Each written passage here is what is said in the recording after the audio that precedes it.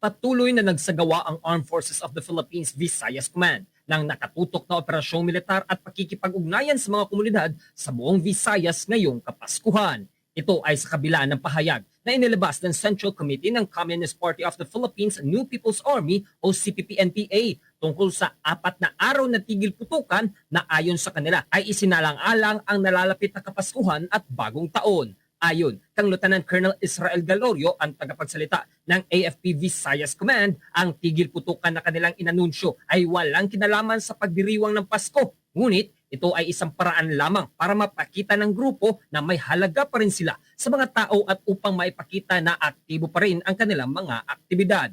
Idinagdag ni Galorio na ang deklarasyon ay malinaw na propaganda, lalo na't humihina na ang suporta ng komunidad para sa grupo. Kaya naman, napilitan silang gawin ito. Sinabi rin ng opisyal na bumababa na ang aktibidad ng grupo dahil ang buong militar ay nakatuon sa pagtupad sa mandato nito na protektahan ang mga komunidad at sibilyan sa buong bansa. Bagamat itinuturing ng AFP ang anunsyo ng tigil putukan bilang propaganda lamang, nangako silang mananatiling mapagmatsyag sa sitwasyon ng seguridad ng publiko upang matiyak ang isang mapayapa at ligtas na panahon ng Kapaskuhan para sa lahat ng Pilipino, lalo na sa Central Visayas.